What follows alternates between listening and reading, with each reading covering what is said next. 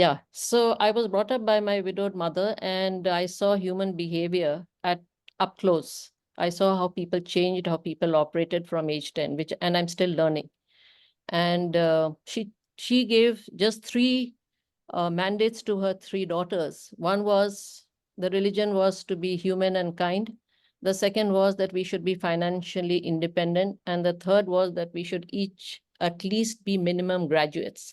Because she was not a graduate when she became a widow, she had just done schooling, but because she was a senior bureaucrat's wife, she got a job on compassionate grounds. But she knew with her foresight that we may not be as lucky if ever life altering moments happen to us. Anyway, so I was a rebel, or you can say I'm not a very biddable person. And I married the boy next door against a lot of, drama because they didn't want me. I was not an ideal daughter-in-law, whatever, but we got married. I tried to please my in-laws, and I realized that you can't win over people if they have made up their minds. So 13 years down the line, after being a housewife, where I wouldn't go and buy vegetables without, you know, being with my husband, I decided to go for a job. With just a bachelor's degree, I had no resume, no work experience, and I just walked up to a guy. I think that day I realized somehow that I know how to speak. And I just asked him for a job. And mind you, this is in my early 30s, and he agreed to give me that break. And it's not that I asked for an admin job or an HR job or something like that, being a woman. I asked for a sales and marketing job in computers. And he said just one thing, that your boss will be somebody younger to you and probably a male person. Are you okay with that? I said, I have no egos. And that started my journey. But when we talk of this, you can imagine I can be frightened, I can be lonely because one fine day you're dropped off at the corner of a street and that is your territory. So you have to go from one end of the street to the other end into offices trying to sell your company's computers. It is very, very hard. When you have not been there, you don't know what to say, and you've got these brochures and you have to sell. But I learn on the job. That's what I'm trying to say. It is just my self-confidence and belief that has carried me all through my life. So I was successful in that job. Within a year, I got a big order, but it clashed with my husband's job. So I had to step down.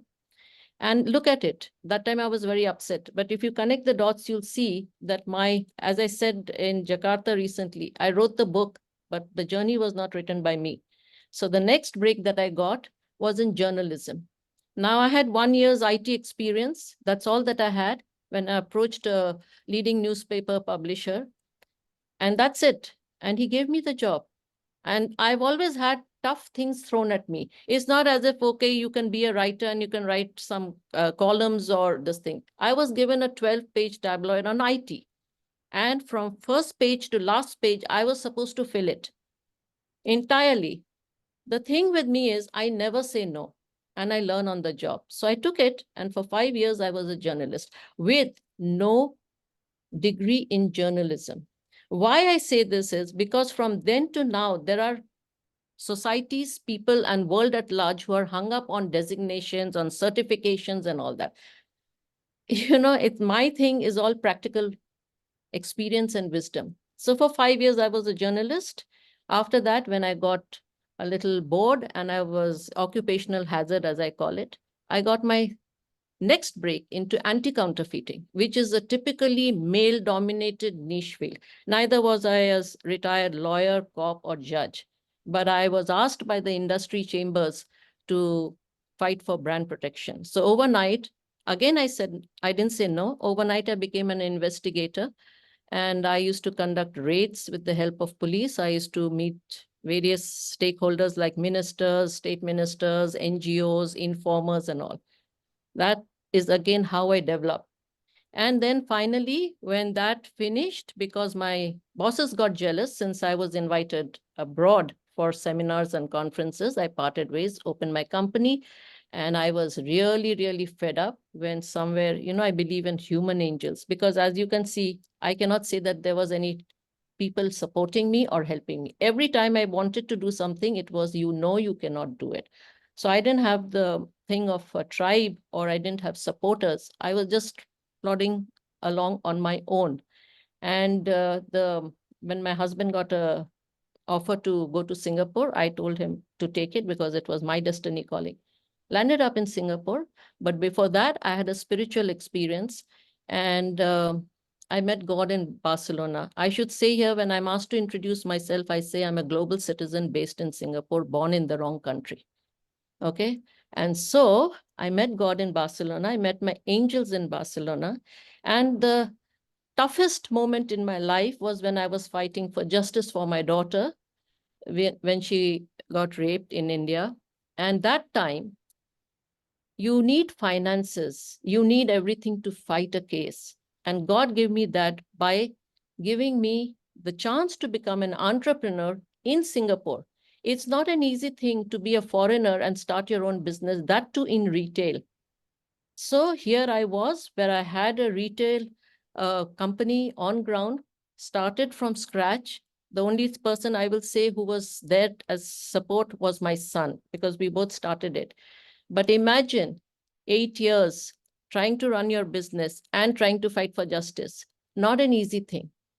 And it takes a toll on your health. You can be very strong, you can be resilient, but somewhere it will take a toll. And I was prepared to do it.